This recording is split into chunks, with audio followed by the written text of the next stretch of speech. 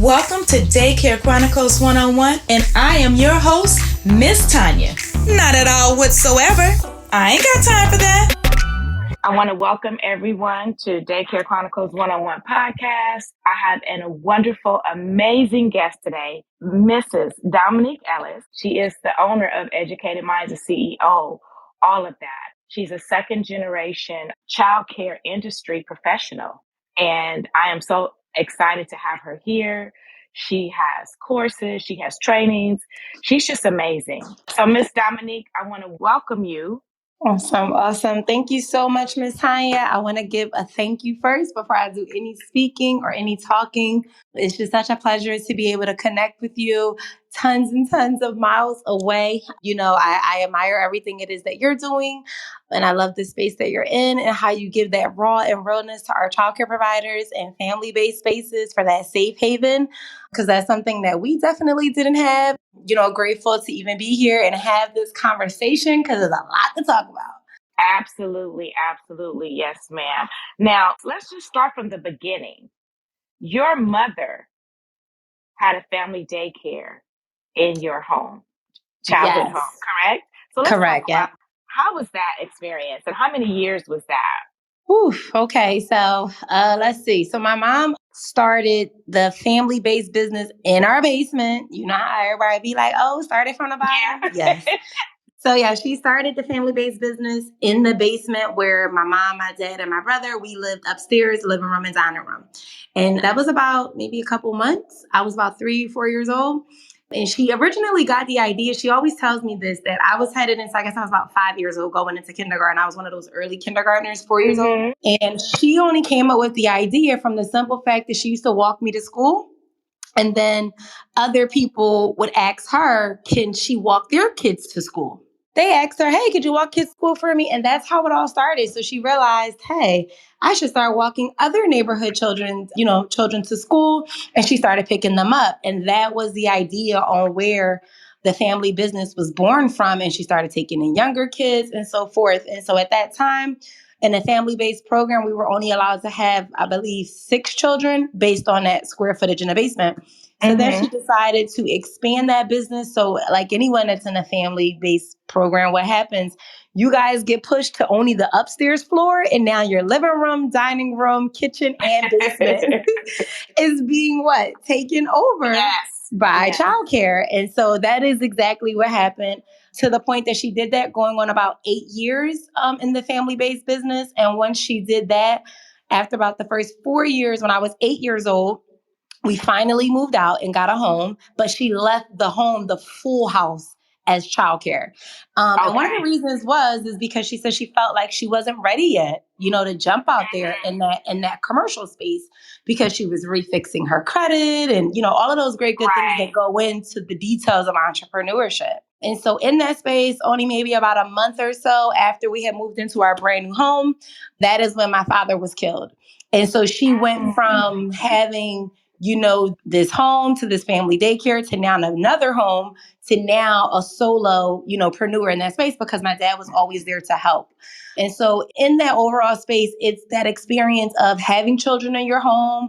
We were that family. She was a block captain, giving out free lunches, just really building community connection.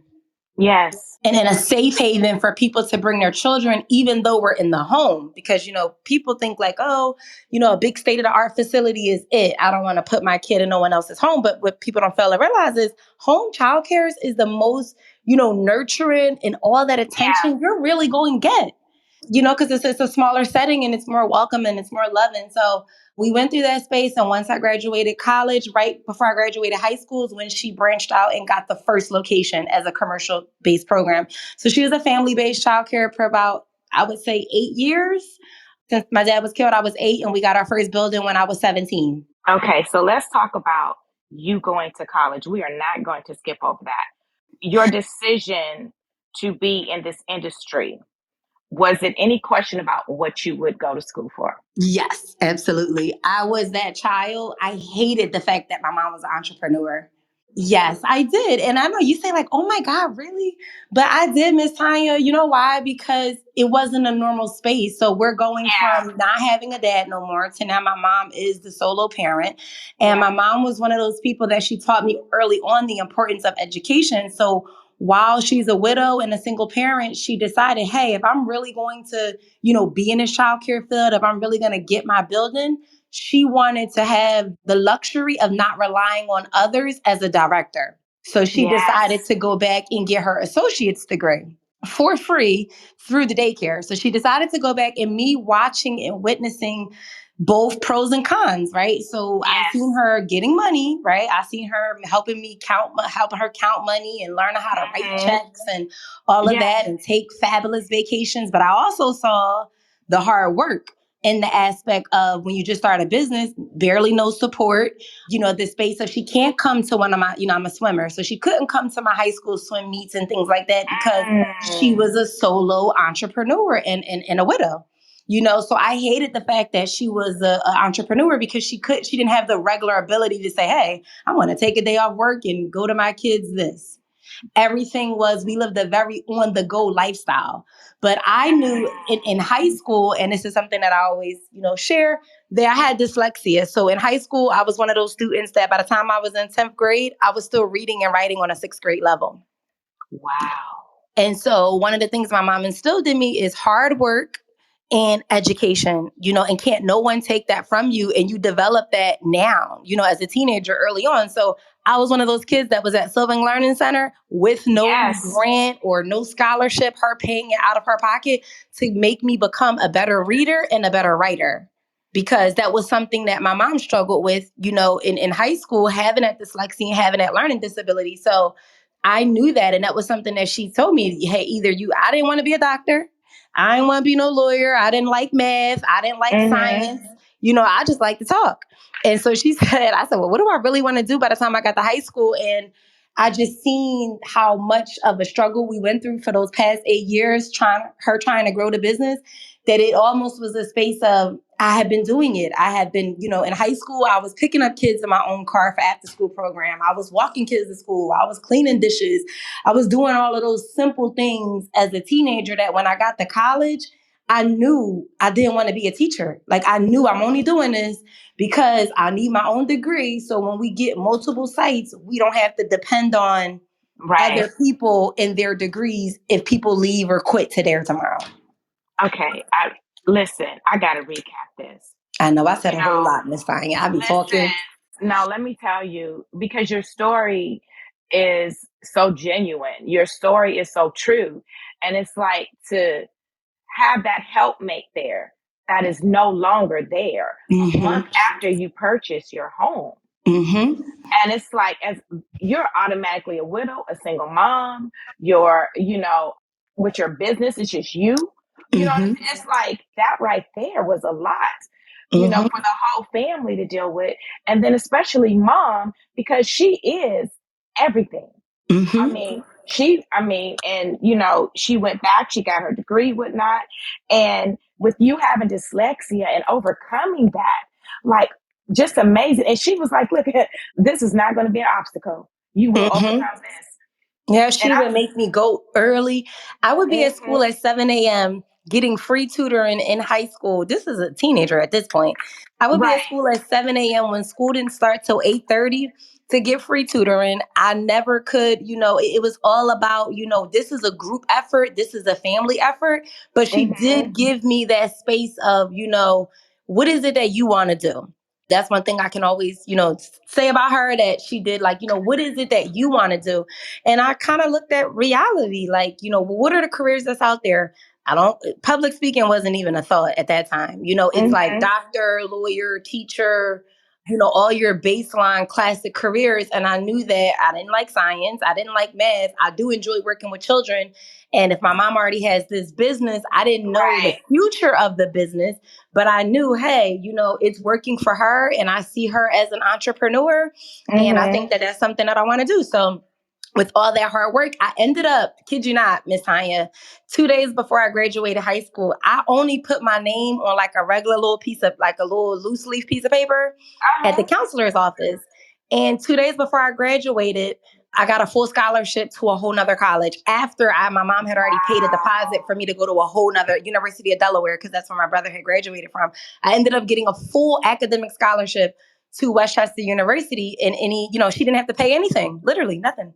What a blessing.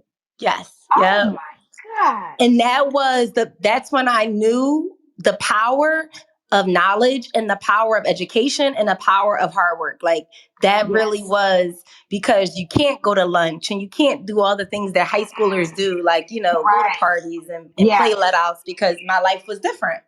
And that's when I knew the power of, education and trying, because being a 10th grader, writing as a 6th grader, it's horrible, And so I ended up getting accepted into it was called this international baccalaureate program that they had at all the local neighborhood schools, but it was a curriculum that was at like one of the more primer, higher end schools. Yes. And that caused me to get a scholarship. And that's when I went to college, and I just majored in ECE. But can tell you, while I was in college, it was right then and there, they teach you how to be a teacher. Mm-hmm.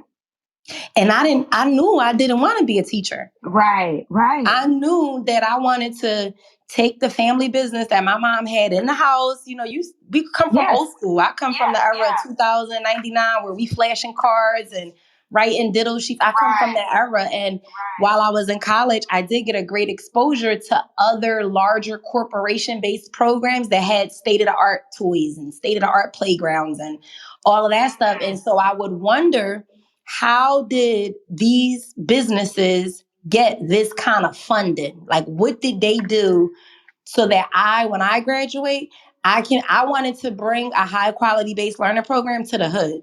I got you. Yes, ma'am. Like that was my vision, because I saw her cleaning and cooking and doing everything for, 7 or 8, 9 little kids. And now she had this new building while I was in college. So I was still there committed. I would come back on the weekends, do paperwork. That's how I really learned the administrative work of childcare. Yes, ma'am. Yes. It's just in your blood. Like, absolutely. And just such a blessing, because you're able to be the director. Now, how did that come about? When I was in school, and while I was in college, you got to do those end of the term, what's those called? When you got to go to other program internships. So I had to do internships, and the whole goal is that we had 2 buildings. And so she would be a director at one and I would be a director at the other. But by the time in Pennsylvania, you only have to have 30 ECE credits. Mm-hmm. So by the time I was a senior in college, I had all the credits that was needed. So I was there to help her out, do all the paperwork, and be a director. So when I graduated, I kid you not, I had 2 job offerings literally the day of. I was a kindergarten intern. The principal was a Delta, and I'm a Delta. And so she was like, we would love to offer you the job as a kindergarten teacher. And right at that moment, I could have been like, oh, great, I'm going to go get a job. This is paying benefits. This is good money, 35, 40,000 fresh out as a 21-year-old. I could have did that, but I just felt the loyalty, and I saw the potential in all the things that my mom had been doing and all the sacrifice she had made since my dad had got killed. So I'm like, there's no way in the world. And even though I knew going working for her and going into the family business, she couldn't afford to pay me what a bachelor's degree teacher would make fresh out of college. I knew that. So, and I was okay with that, because she told me, as long as you stick with me, you always going to be good. Right. I believed in her, and I believed in that space. So I was a director, fresh out of college, 20 years old. Nobody was paying me no mind. Nobody was listening to me. I will tell you that. But I also got another job, a part-time job, as an early intervention specialist and as a substitute for the school district of Philadelphia. So that allowed me to make up that income that was missing while I was still getting my feet wet as a new director. Absolutely. So you're doing the part-time job. You're the director at the facility. How was it working with mom all these years?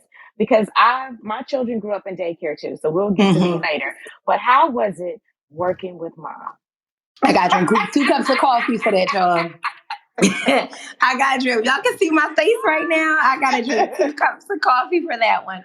I'm not going to lie. I'm very transparent. That's something I always love about my brand is that I'm super transparent. It was hard as hell. It was really, really hard because I did not understand business. Yes.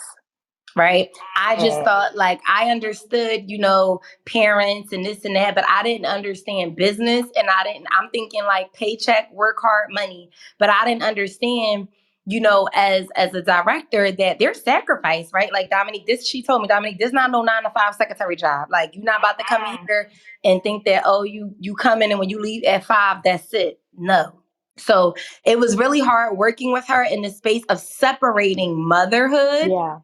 And I'm still 21, so I'm still like super wet behind the ears, not understanding that. Like, 21, you just want to be grown. You just want to be an adult. Yes. You want to be grown. So I was satisfied with financially, getting my own car, my own apartment, all that stuff. But I didn't understand how to separate mom and daughter. So if we had an argument as a mom and daughter, I would walk into the daycare and not speak. Right? Because I didn't understand the importance of professionalism and what goes on outside of daycare is daycare. And when you walk in this door, she would tell me, when you walk in this door, I don't care how mad we are at each other. You speak and you act like ain't nothing wrong because other employees are watching. And so that was like one of my biggest, lessons that I've learned is to not take things personally. Absolutely. Yeah. And mother and daughter is one relationship and, director and owner is another relationship. But we grew to this space of understanding our roles.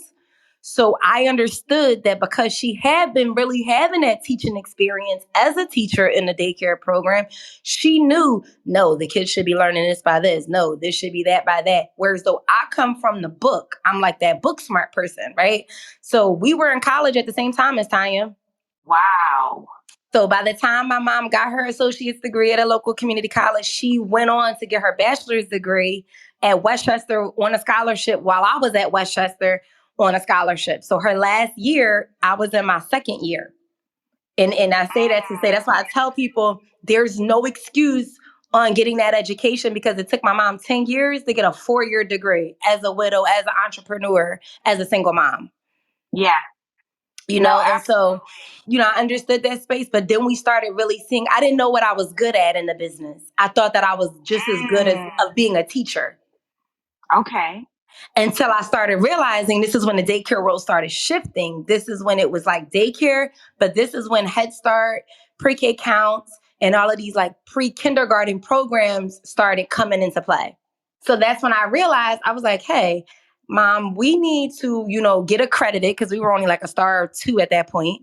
I'm like, we need to get our businesses accredited. You really need to get the business fiscally healthy, right? So aside from, having the mortgages, that's great, but we need to get lines of credits. We need to get credit cards. Yes. So I was more like the paper person. And that's how we worked well together because I understood she was the boots on the ground. So she's the person, she would come into daycare and I would see things that I didn't think that was dirty or messed up. Right. And she would come in and be like, no, Dominique, this should look like this. That should look like this. This should. Whereas though I was the paperwork person. So I would be like, no, Mom, you cannot just write a check like this. No, Mom, you cannot. So we started bringing what we were both great at and we learned how to stay in our lanes. Now that is beautiful. I ain't say it was easy. No, but I'm just saying. Yeah. You understood. You understood. And so you complimented each other.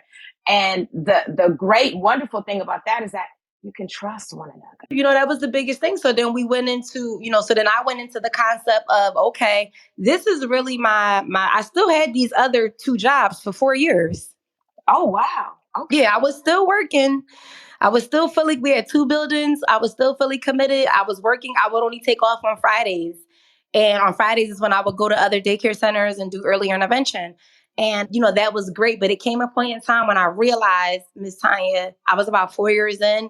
No staff was listening to me. Parents were coming in whenever they was wanted. I was intimidated. Okay. Because I'm only 24 and I'm responsible for managing staff because my mom was doing she had her own building. And so she's like, this is your building. This is your business. Learn it. Mm-hmm. Like, I'm giving you a whole building. I'm giving you staff. She's giving me everything, but I wasn't a leader at that point. So I went back and got my master's degree.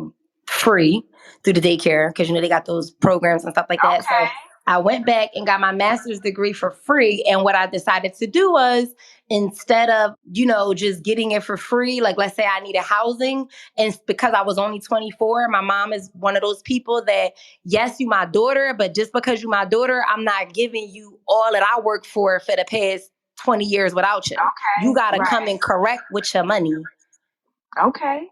And so I didn't have no money. I'm 24. I don't got no savings. I don't have none of that. But I knew that if I could get my tuition paid for through the daycare, through the accreditation program for free, that I could go to the school and get a loan for housing. So I took that housing money, and that's how I worked my way into the business. And that's how we got our third location. That was very, very So that's because I couldn't walk into a bank and get a loan, but I could walk in and get housing money because I already had an apartment and I had a job to pay for my apartment. I just needed access to money so I can come in and say, hey, we're really partners. We're really co-owners. Not because I'm your daughter that you're just going to put my name on paperwork. It's amazing how the different states have different opportunities for, providers and whatnot. And Philly has a really good thing going on there. Yeah. With all of this, let me tell you, that's a blessing. Absolutely. It's not like that in Cali. I know. And I hear that through a lot of my clients that, it's not like that in a lot of other states as we learn. They're like, what program is that, Ms. Dom? So I do, I know. But you know what, Ms. Tanya, you'd be surprised.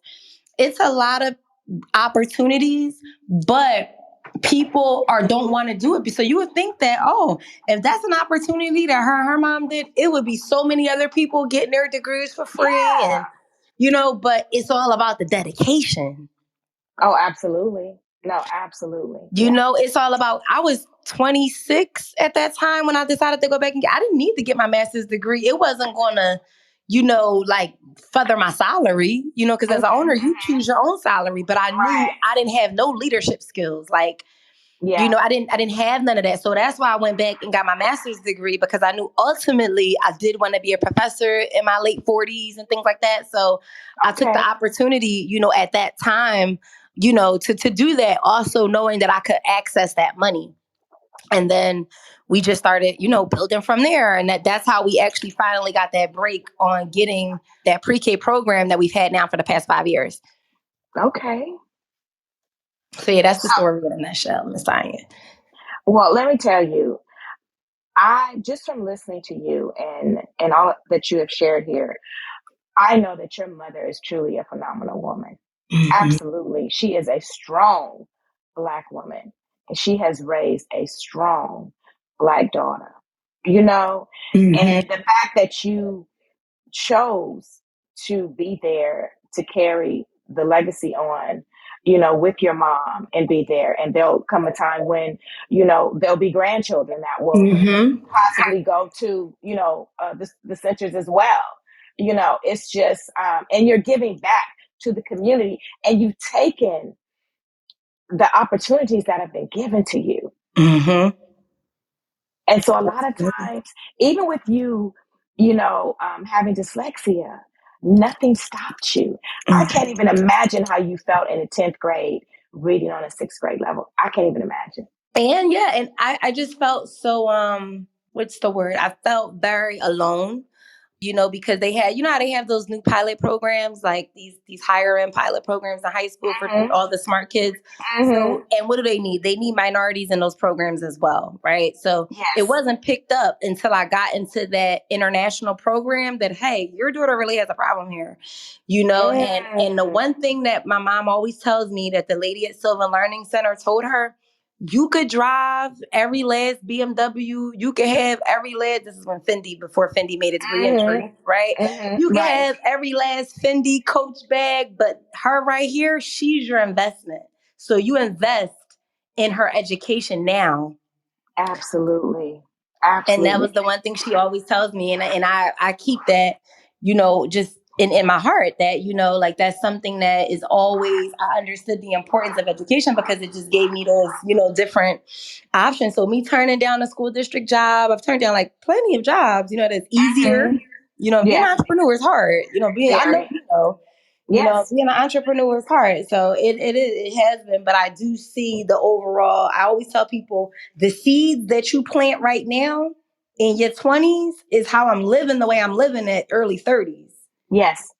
And No, the seeds, absolutely. that's just the truth. You have to sacrifice something at some point in time because I didn't need to go get my master's degree. I was in class for 2 years straight from Yeah. 9 to 5 on Saturdays. Where everybody else at?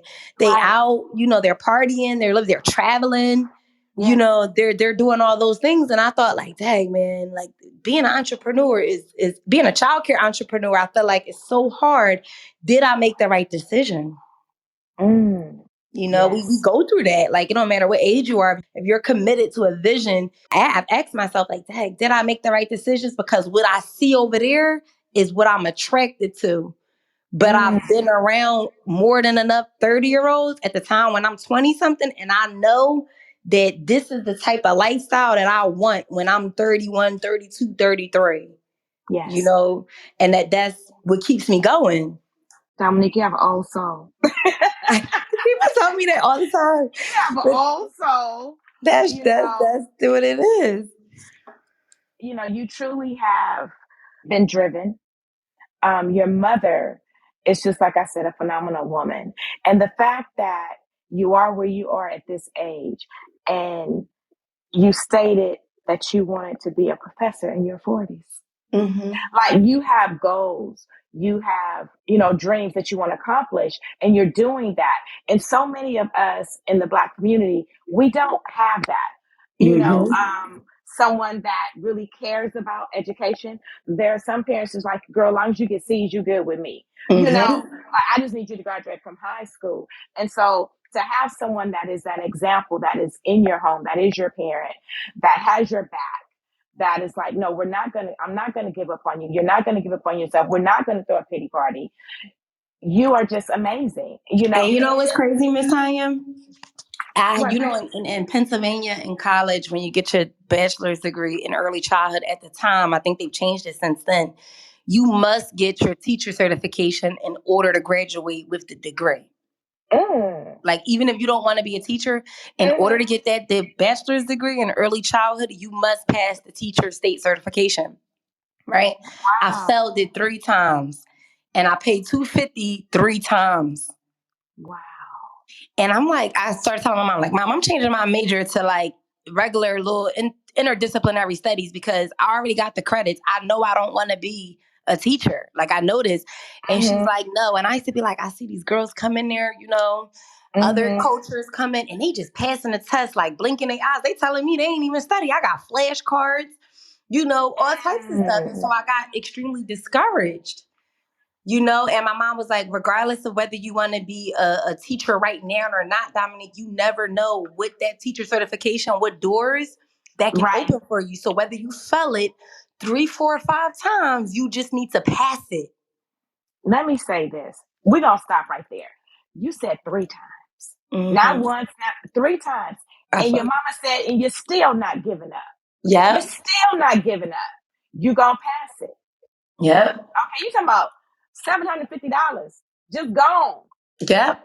And I'm only think I'm like from 20 or 19 at that time. And this is my money.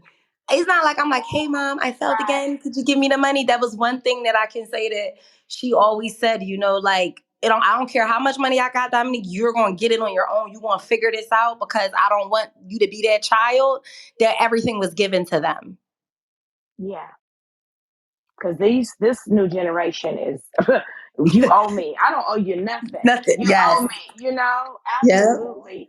Oh, Dominique, this has been just such a pleasure just to really get to be intimate with you on this level and to learn more about you. And I definitely, understand even better, like that smile, that joy, that energy that you give. Oh, it is genuine. Yes, thank you. I definitely appreciate that. Let me tell you. And it's the same thing for you too, Miss Tanya. That's how we even connected. That's how we connected. Once I always tell people, you meet some great people on social, and that's how we connected. Because I automatically, how you call me, my IG auntie. Yes. I felt it. I'm like, no, I see her husband. I know that this is a family thing. Like, this is really a family thing. This is really what she do with her eyes closed.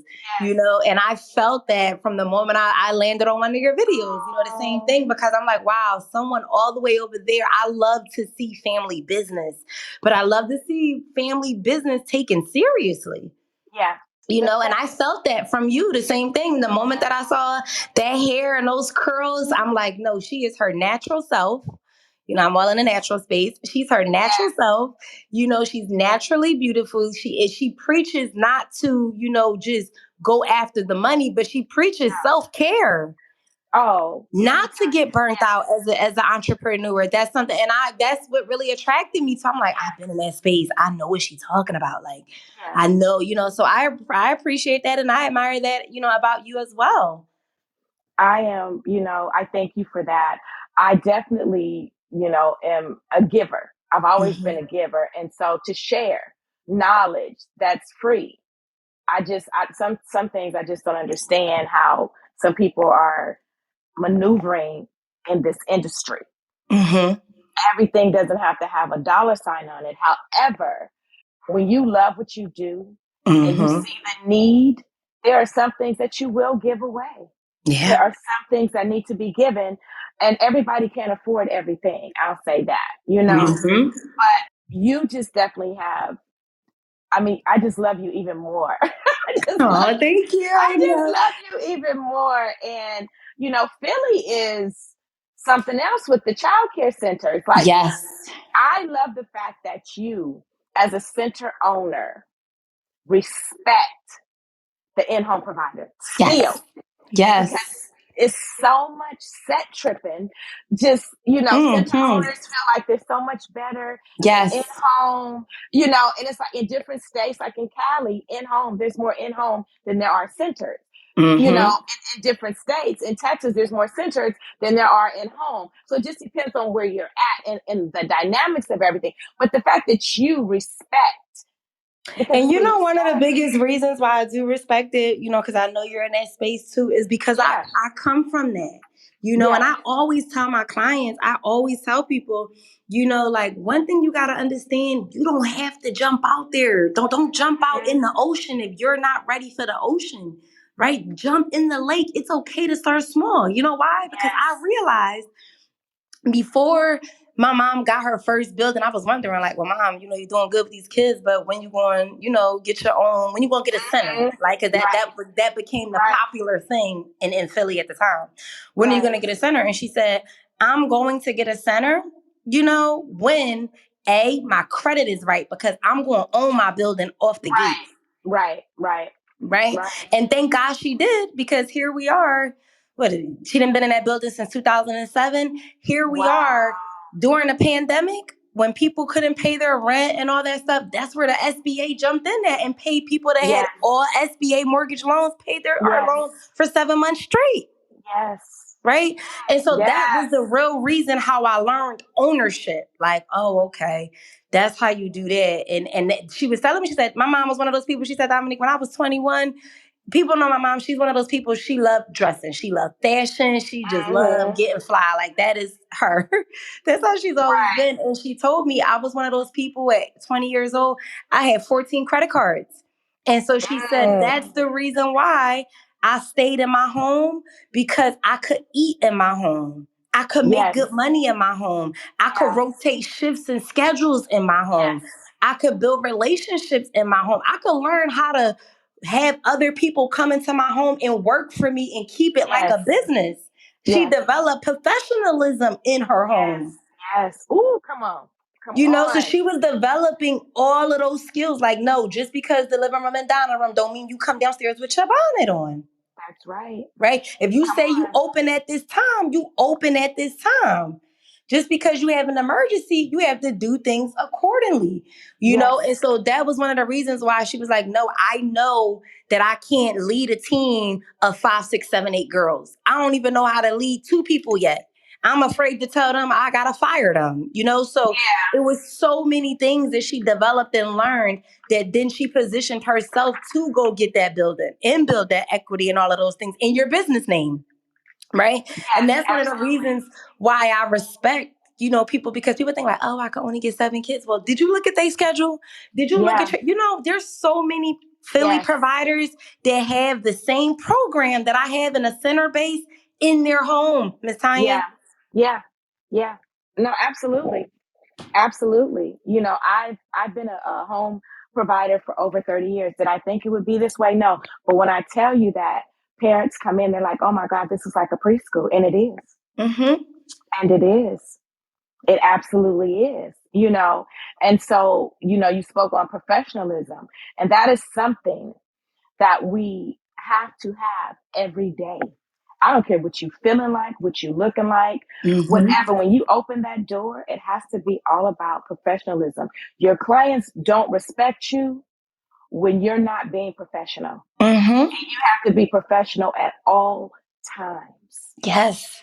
And that's one of the biggest things that I always, you know, preach, especially like in any of my coaching programs and things like that, because I get a lot of family-based providers, because that's, you know, you get what you are, what you attract. And that's what I come from, you know. So I always tell them, whatever I'm teaching y'all, you can do it. It may not be on the biggest scale that my program is at, but my classrooms are small. You know, you got to master what you already have. Come on. Master what you already have. If you cannot show that you can handle 6 kids and open up on time and do your money and your budgeting and your bookkeeping correctly, what makes you think that God gonna bless you with a building that now you got to deal with that mortgage and those responsibilities plus these other financial responsibilities and people? You can't even have an employee handbook with 2 people in your family daycare. So what makes you think you're going to be ready for that next phase? You got to and that's one of the things that I always tell people, like, oh, they're like, I want another building. Because, you know, having multiple buildings is like a thing, right? Multiple sites. That's hard work. I tell people we had 4 locations at one point in time. We lost our mind. This is why we got 2. Okay. We didn't get 4. We didn't get go down to 2 because we lost licenses. No, we personally decided to close those buildings because we had to recreate the structure of the business model. Multiple sites is not going to get you multiple money. So let's talk about that. At one point, you all had 4 sites. Yes. And you made the decision to downsize back to 2. Yep. Now, I will say this, with the 4 sites, because you see a lot of, you know, people out here, well, I have 2 sites, I have 3 sites, I have 4 sites. So when you see that, you're like, oh my goodness, you know, she's killing the game. Mm-hmm. But break that down. Yep, I'm gonna drop it down for you, right? So at that point in time, we got into ownership. You know, this is when I officially joined the business as an owner and all the paperwork and all that stuff. And, you know, everything was going great. Everything was going well. We was getting money. Everything was going good. And my mom was like, you know what? Let's get another location down the street from us opened up. Like, it was vacant. And it was already licensed as a childcare program. So my mom was like, you know, I don't want to own any more buildings. Like, we already own enough property. We're just going to rent this building location. And we're only going to take toddlers at this location. So this is only going to be our infants and toddlers 1 to 2s, because our current program was good enough at 3-year-olds. So boom, we secured that building, opened it up. All of that was good. That building started going great and good. Then we was like, you know what? We're still in the same community where I was born and raised at, right? So now we're in we're in another community. We're only like 10 minutes away, but, you know, we're building rapport in that space. So another daycare business opened up. It went vacant directly across the street from my current site. So we was like, you know what? We're only going to make this an after school only program. Okay. We're not going to do the whole full time because, you know, any people call out staff, there's always something going on. So we was like, you know what, we're going to make this a school age only program, which is super less overhead. They only got to be there for 2.5 hours in summer months. And I could get someone to come in, open up, get them to school, close out, come back part-time. Super less overhead. Did that. What happened was I got hit by a car, right? Oh, And goodness. my mom started getting the high blood pressure, which, when you get up in age, that's what happened. And so Right. we realized at that point, it's either health Yes. or wealth, Yes. right? It's either health or it's wealth. And at that time, that's when all the new programs were coming out, like these pre-K, the Head Start programs, they were making it Mm-hmm. available to small peons like us, private based, Mm-hmm. little Mm-hmm. people. So what did I do? I applied for the grant. I wrote the grant, which was almost like 15 paragraphs, but that was that seed, right? That was that seed that Yes. was planted that I learned how to write for 3 years straight in high Mm. school. That I learned how to write. I learned how to write really, really well. So that's what happened. I wrote the grant, and what happened? We got accepted. So the Wow. grant got accepted. The grant only got accepted at one location because that program was that high quality program. Because we were also trying to climb the quality ladder at the same time. We were in Mm-hmm. like a cohort program for like 18 months. We were climbing that accreditation level. And that's exactly what happened. We got the grant program, and I told my mom, I was like, you know what? This what we did in the lease. And I always tell people when they lease buildings, you are not going to make no money for the first 3 years. Like, Right. you're gonna break even. You might make a couple, but it's not gonna be a consecutive 3 quarters of running up the bag. It's just not.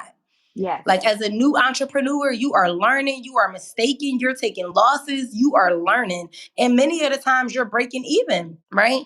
And so that's what happened exactly. I was like, you know what? At the third marker, I put this clause in every single lease that I've ever had, minus like residential, but any commercial Mm-hmm. lease, we've always put in there at the 3 year marker on this 5 year lease. If I'm not making my return that was projected and expected, we can terminate this lease and give you a 60 to 90-day notice. Okay. Now that right there is very smart. And that's Very. what happened. The numbers were not projecting. You know why? Because when you have multiple things going on, what you give your energy to is what grows. Yes. And so what happened? The 2 locations were great, but I'm a firm believer. My mom has always been a firm believer that every building has to be great. This one building can't be shining and beautiful, and the other locations is falling down and burnt out. That's true. Right? Absolutely. That's your So, brand. Right. yeah, so that's what happened. One building would be good, another building would have a staffing issue. One building, it was always something. We had no freedom. Okay. Gotcha. There was Yeah. no freedom No. on if I'm off, I'm off. Right? There was no freedom in the business because it's always something going on, whether Yeah. somebody call out or whether it's an inspection or whether it's Yes. an accreditation visit or whether a parent got a complaint. And if you're really operating your business at high standard for all across the board, you are involved. Oh, We were absolutely. never one of those owners that's like, oh, well, Yeah. we're going to hire a manager and they're going to deal with all the problems. No, we're involved. There's one thing that I say, and I live by. It takes one false accusation. It Mm-hmm. takes one major accident or incident to change your whole life Mm-hmm. when you are the owners. Mm-hmm. Because It staff can go find a job somewhere else. Yeah, anywhere. And that's what was happening. When you start getting a lot of programs, a lot of incidents. So then you got toddlers and infants. What happens? Mm-hmm. Accidents and bites and this and that. And Yes. ultimately that's when we started learning. And this is when you get that coach, right? So we started getting business coaches, not in the space of childcare. We started getting business. Like we knew childcare, but you gotta Mm-hmm. really understand and know business. Okay, you got these 2 buildings. How can I maximize these 2 buildings? Like, Right. what can we do? Do I need to change the shifts? Do I need to get another funding stream? That's what we really Mm-hmm. started doing when we decided we were going to, like crunch down and only have 2 locations. And then I wrote the second grant, and that's how the other daycare got the second grant. And so at that point in time, we were just like, we're going to be done with these buildings. We're going to dismiss these buildings. And I'm glad we did because it Right. was almost like 2 years before COVID. Since then, both of those buildings have Wow. been 3 more daycares since then, and they haven't opened because of COVID. Yeah. Yeah. You guys are right on time with that. You're right It's on time always with about that. timing, Yeah. timing. Yeah. Because out here in Cali, the centers closed for the most part because that was what was required of them. But family daycare was able to stay home stay open during Open. the beginning of COVID. So Yeah. we held it down. We held it down with nothing from Wow. the state or anything. We're just now starting to get some things now. My husband was running around like he was Denzel Washington in the Book of Eli, finding, I am not lying to you, Clorox, bleach, Lysol. Providers would just be like, Miss Honey, we got this here. Thank God, people know me a little bit. So they would DM me or text me. And my husband was running around because he's a teacher. So when he was working from home. So Wow. he would be able to run out and go grab things, stand in long lines for Lysol at dentist offices and dentist supply places. Oh yeah, it was It was rough out crazy. here. It was really crazy. So you guys were able to sustain, and I just love the fact that now I love the fact that you all were able to be like the early head start. That's what we call it out here, like that. So the children that you have in the centers, are they just children that just come from parents from the state? Do you have to seek them out, or how does So that work? so our programs that we have like a couple of them. So we have your basic private pay parents, that pay out Okay, their direct pocket. right. Then we have the subsidy-based program where, if they qualify for primarily low income, right? Because we're in a low income neighborhood. So they qualify for low income, which is subsidy for the most part. They got to have a job and, meet those low income standards. Right. That's how we survived for the 20 years, primarily low subsidy. Right. Then the free program is not based on income. It's solely based on residency and age qualification. So the parent doesn't have to be working. They don't have to, do any requirements. All the child has to do is be 3 by a certain age. And the parent has to be a resident of Philly, and they get free pre-K services for a half a day for 10 months at a time. Okay. So we pretty much have the same thing out here now, with the TK program and the early head start. Those are some new things that they're having out here in Cali as well. Subsidy is what my business is pretty much sustained on. Okay. At this time, I have more private pay. It just depends. It depends, yeah. It just depends on the season and the parents and who's moving into the neighborhood. You just never know. Absolutely. So things do change. Let's get to this book. Yes, my favorite. That's my proudest project yet. Whew. We are going to get to Darla, Mrs. Daddy. Yes, that is my proudest project yet. It truly is. I can say And so. I'm going to try to hold the tears back because I know that this book, okay, I'm going to let you explain how this book came about and why this book means so much to you. So, yeah, I know. Right? I haven't even prepared myself to have that answer to that question yet because I know that that's something coming up, even for the book signing. But that's why I love that authentic space. And that's why I love this critical conversation and to constantly keep them flowing because it's also a space for us to talk and chat and, just be so real, Yes. So the book came about because let's go back. So, we said my dad had passed away and this is when I started thinking of generational legacy and generational wealth, right? So in this space, when Educated Mindz first came about, that was one of the ways that it came about because when you get to like for me, when I was in my mid 26, 27, I wanted to learn other things outside of daycare. Like that, I felt like I had been doing childcare for so long that I genuinely wanted to learn other things outside of that. And so that's where the whole Educated Mindz brand came about. I started educating my mind on legacy and generational wealth and funding and mindset and all of those great good things. And so in that space, I realized, hey, my dad started this business with my mom. Right. So we have to keep his legacy alive some way, somehow. Like I know they know my mom. I know they know us as mother and daughter. Like I know that they know that, but they don't know, who was really the pillar and the core foundation of this entire vision. Right. And so in 2018, I decided to create a scholarship with my brother, and it was called the Calvin Ellis Memorial Scholarship. I ain't had no knowledge on how to do no scholarship, Miss Tanya. Okay, I just was like, you know what, Yes, Mom, we're gonna take $2,500 out the bank account, and I wanted it to specifically. This is when I got into the giving back space. This is when I understood the importance of giving, the importance of self-sacrifice, the importance of helping others. Right, like getting outside of your head and all that you want to make. I got out of that space.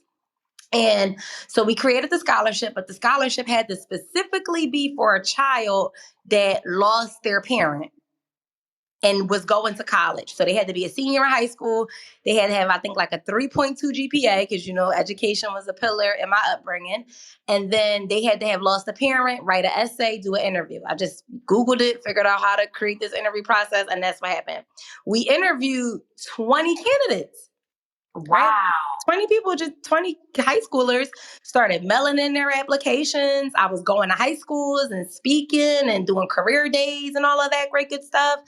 And that's what happened. So once we gifted that child the $2,500 scholarship, I realized, Dominique, yes, you're 26 now. And yes, you know, your dad has been gone for 16, 17 years, but there's kids that are just like you. Look at, you done did 20 interviews, girl. And these kids are 16, 17 years old. They don't got a strong mom. They might be with grandma. They don't got the resources that you had. And that's what really made me stick with the concept of losing a parent. So then in Philly, maybe about, this was right before the pandemic happened, I kept saying like, oh, I want to, you know, write a book because now in our era, in our urban city, the murder rate was back up, right? Like it's always been, we're like one of those Philly, Baltimore, top of the list, you know, crime rates. It's always been like that. But it really started like skyrocketing high. And so I had got a kid in my center that lost a parent. Like that's normal in our world because we're servicing inner urban community children. Right. And so that's just, you know, what it is. And I understood the importance of the prison to preschool pipeline. Right. Because that's what that's what I was writing my papers on and all that stuff. So I understood the importance of that. But what I forgot was just the sympathy and empathy of a 4-year-old, a 7-year-old, an 8-year-old that their parent was killed or they lost them to cancer or anything happened. And now their everyday world, it's not that no more. But they come to school and us as teachers, what do? We give them a little bit of love and understanding for a week or two, you know, give them that extra care because we know what happened. But then the child start acting out. Right? The child started doing things differently, or the child starts playing by themselves, or the parent is so hurt. She's so not here in the real world because she's dealing with a real grief experience that us as educators are scared to talk about it. Absolutely. Right? Like I remember plenty of times me saying like, Dad, I don't want to, you know, even bring up the word dad. I don't even want to say the word mom to this little boy because I don't know if anybody's even had that conversation. I don't know. You know, everybody's way of giving those things to their child is different. When everyone's belief on how they should deal with that with their child is different. But I realized like, hey, Dominique, you need to write a children's book so that way, at least if this happens to anybody in any preschool, right? At least that way, that preschool teacher or that social worker or anybody can give the mother a book and she can read that to them at night. They can have that conversation at circle time. They're not going to feel as helpless as you have, you know, when you brought kids in and you didn't know how to have it. It's visual. Yeah. And I had a little boy.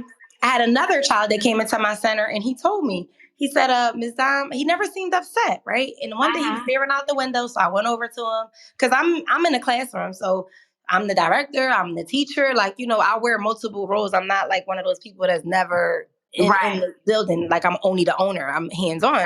So I was a teacher covering, and the little boy said to me, he said, look right up there, Ms. Dom. And I said, but what is it? And he said, that's my dad right up there with the birds. He's right up there in the sky with the birds. And the bird was right on the building across the street. And I didn't even see the bird, but he saw the bird.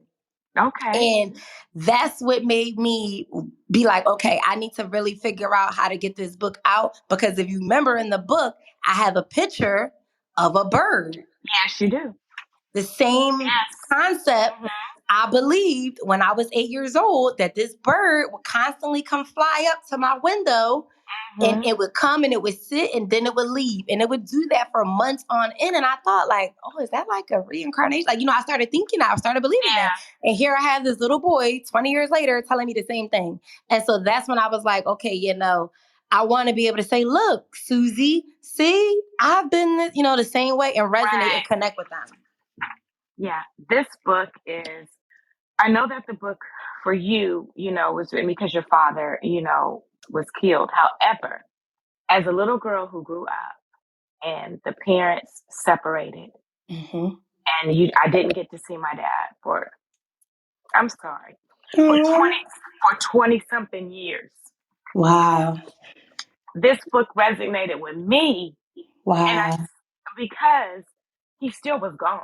It was like it was a death because he wasn't there. And so memory is the best gift that God gave us. Yeah. And I love the fact that in the book, towards the end, you have coloring pages that are memories coloring page. I love that for a child to be able to draw or do or whatever they, need to do in this area. I love those 2 pages that are there. But this book it just really touched me because of your story. And I just, I know what it's like. But then you also have 7 ways to help children grieve, which is, some guidelines for parents. Yeah. Some guidelines for a caregiver. Absolutely. Some guidelines, for yourself. I'm 55. And I read your book and I just started to cry at the end because I was just like, this book is not just for children, but this book is not just for someone whose father may have, had a tragedy, but someone who's just not there, not present. And it's so, unfortunately, it's so prevalent in our community where the father is not there. Yes. And what's so crazy, Miss Tanya? My mom, what you just said to me is my mom's story with her father, right? That she would always tell me I would cry. I would be like, why is he not here? Or, I really re-dealt with those emotions when I was getting married. I thought that I had buried them, and I could deal with it because I was at this point used to no graduations and no special moments. I had kind of, prepped my heart on how to deal with those things in those special moments. But it wasn't until I was married and I was getting married, going through this whole wedding and all that planning stuff, that I was also writing a book. And my mom was telling me, she said, you know what, Dominique, just be grateful that you had a good 8 years with your dad. Because I myself, I didn't even know my dad until this age. Right. All I wanted to do was know why. I just wanted to know that I pick up these traits. And, she's always said that to me. And I said to myself, I was like, you know what? You're right. And she's told me, she said, even though, you lost your dad at 8, I've dealt with the same thing that you dealt with. She said, if a dad is absent, anything that you lose or feels like a loss, you treat it as grief. A divorce is treated as grief. An absent parent is treated as grief. It's all the same. Yeah. I'm looking at the cover of your book and it's just these big, beautiful brown eyes looking up. It's just a beautiful, beautiful, wonderful, wonderful book. And I'm so glad that you found the time to complete this and put it out. And I am so proud of you for this project because this is just it's so needed. It's so needed. And the characters look like us. Yes. They look like us. Yep. And that was my big thing that I wanted it to be. Because I won't lie, Miss Tanya, I did for like maybe 6 months. I had the idea, but I didn't want to write this goes back to writing, right? When you're not like that comfortable as a writer, you doubt yourself. So you be like, oh, well, how can I make up the story and tell the story without telling the story? And I said something, I think I was watching like a coach that I had where I was listening. I always watch YouTube. I love YouTube. I always watch stuff to educate my mind. And they said, just be you, girl. Yeah. Absolutely. And I was like, why am I making this storyline so hard? Trying to be no, tell what happened to you. Just tell what happened the last damn night. Just do that. And that's good enough. Absolutely. No, the book it covers everything. I love the flow of the book. Thank you. I love the pictures that are in the book. even for a child that cannot read, through the Mm-hmm. pictures you can see. You know what Mm-hmm. I'm saying? And so the book is just really, really amazing to me. I'm so proud of you in this project, and I can't wait for it to get into the hands of our babies because Yes. they really need to do this. I am going to purchase some of these books and raffle them off because Oh, the providers need to have this book in our homes, in our yes. facilities, in the centers. This needs to be in every center. This needs to be in every home because we all are going to come across a child that is missing daddy Mm-hmm. in one way or another. Mm-hmm. I'm so proud of you about this project. You are just, you are doing it. You're young with an old soul. And listen, let me say this. When my daughter had my youngest grandson, Mm-hmm. I remember when I was there when she was giving birth. So when Mm-hmm. he came out, I looked at him and I said, oh, this is my father. Wow. My father's spirit. I looked Wow. at I looked at Ace and I said, "Oh my God!" And he reminds me so much of my father. My father passed years ago, but Ace reminds me so much of my father. He's just a comfort to my soul. Mm-hmm. So Wow. I mean, you just never know what it's going to be, who it's going to be. And my mother, her and my father were divorced or not, but she would be like, she would just be looking. I said, he reminds you of my dad. Mm-hmm. They always got that look. And they I got was that like, spirit too, and that's oh something my that gosh, yes. and that's what you see, and that's what you realize as you get, a little older. You know what's so crazy? One of the biggest things I guess I'll leave off with for that book is that I think the biggest thing about life, Miss Hyan, that I've learned, I would have never wrote the book if I didn't forgive. Mm. Right?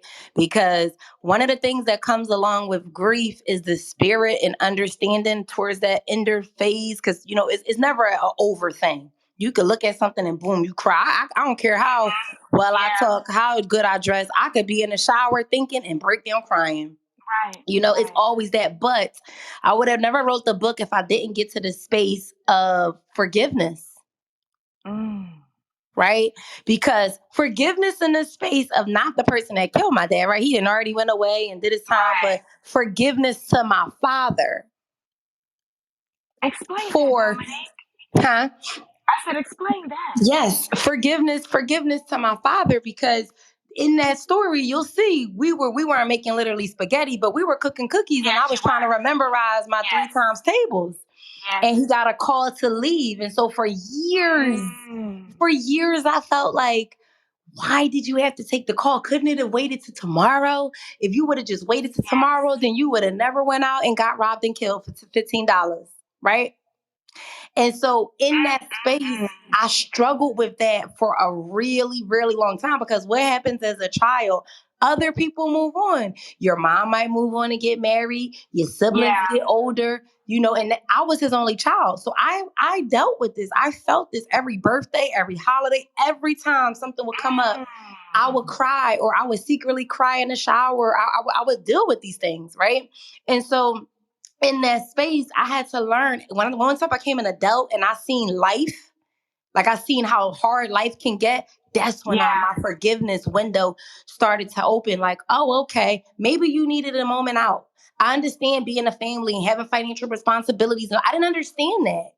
So I was Mm. still in a space of, no, you shouldn't have left. You should have just, but who's in control? God's in control, not Right. me. Yeah. No, absolutely. And it wasn't until I got on more of a spiritual journey and more of an adult that I understand that life happens and your parents can only do the best that they think they're doing for you at that season when they're parenting you. Yes. That was powerful, Dominique. That's what I learned. And that's when I begin to be like, you know what? It's not about, whether you left or any of these things, because I'm an adult and now I do things that I said I would never do, or, I engage, or so who are we to judge? And that's when I started saying, how can I, instead of being so angry or mad, how can I now take the good things that you did and the good principles and the good foundations that you've left to say, hey, you know what? Let's let the legacy live on in this space. Because one thing I realized is that that's where we determine how we respect and what we understand as men in our life. It's based off the men that's in our life. Right. And so I always say that even if, my dad was never here, at the end of the day, he's always made sure I've been good for years and decades to come. Absolutely. But I had to get out of my head. Yeah. And I had to get forgiven. And I had to become more spiritual, more understanding, and increase my faith and all of those things. But you don't do that until it's your season and your chapter of your life. No, absolutely. You're absolutely positively correct. Absolutely. Now, let's speak a little bit on you getting married. Yes. And the love of your life. And, Yes. Does he remind you of your father in any way? Yes, absolutely. Absolutely. I ask you that because most oftentimes we seek our fathers. We don't even realize it. But the men that we end up marrying, most times are just like our fathers were to us. Absolutely. And that's something that's so true. And so the surprising thing about it is that we always say, my husband and I, is that we were always family. So our dads went to high school together. Oh, wow. Okay. Small world, right? Wow. So our dads went to high school together. Our parents hung out together even way before we were just kids. I've known my husband all my life. And so how you have life and life happens, and what do? You go on, you go to college, do all those things, and then just so happen God, boop, drop them right back in your life.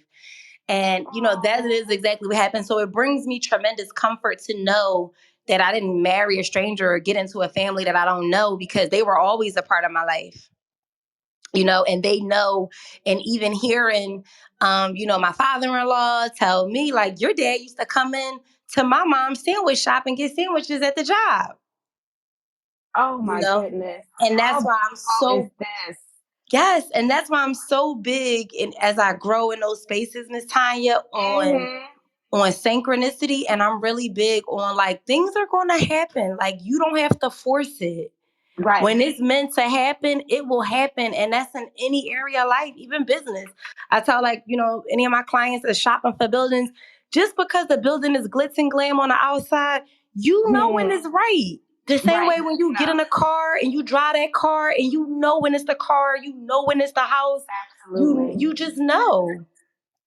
Absolutely. Well, I am so happy for you. Now that right there is a true love story. Okay. Oh my goodness.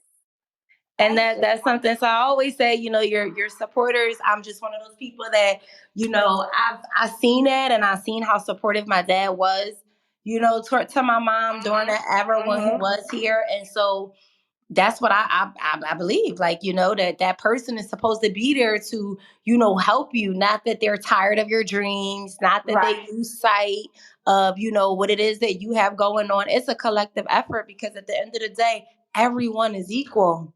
Absolutely. And that's a hard topic. We got to have that conversation one day. Oh, we will. Ms. Tanya, on how, when you have, family members or a spouse or a partner or whatever the case may be, that they may not be an entrepreneur and you are, and what those challenges are like. Oh, look, I'm on husband number 3. Don't play with me. My mom is too. I'm on husband number 3. Do not play with me. But he is my first husband. Yes. I would say that. He is the real deal. Holy Phil. Yes. He is the real deal. But absolutely, daycare has caused 2 divorces. Yes, it's one of those things that you got to really understand, because, and I think that that's what I love about, like, outside of, like, preaching courses and all that stuff. That's one of the things I love, being raw and authentic in my coaching program, is the aspect of, like, we're a human first. I'm a woman first. Absolutely. I'm a person. I'm a woman before I'm a daycare owner and all these other roles. I'm human. Oh my goodness. Absolutely. Absolutely. Well, I would say this. This has just been a pleasure to get to know you on this intimate level, to see where you come from and where you are. Now, one thing that I do have to ask you is, where did you get the name Educated Mindz? Where did that come from? How did that come about? I love the logo. I love the brand. Where did that come from? So I'll be honest, I always give credit where it's due, my husband. And so one of the things that I was, when I was in childcare, I knew that like, okay, I love doing daycare, but now I'm in a space that I want to teach others. Like that was the space that I was in. I wanted to teach others. But before I got to the space of me figuring out what else I want to do with my life, but I was like about maybe like 25, I kind of started realizing, Dominique, you only know about daycare. I never had another job, Miss Tanya, except for the 2 jobs. I never like had a whole nother full-time, this is what I do career, except daycare. And so I realized like, hey, you only know daycare. You don't know business. You don't know money. You don't know mindset. You don't know foundational skills. You don't know any of those things because all you've consumed yourself with is childcare. And so I went on a mission for like 2 years straight that I really started tightening up my mindset. Like I stopped calling people on long car drives. I started listening to podcasts. I started reading books. I literally, that's what my husband was like, you need to learn how to educate your mind. You need to develop self. If you want to be a better person, you have to understand the knowledge of you, the knowledge of self. You got to know who you are. Yes. And so that's what I started doing. I started reading books on financial literacy. I started really trying to figure this thing out outside of what I was already given.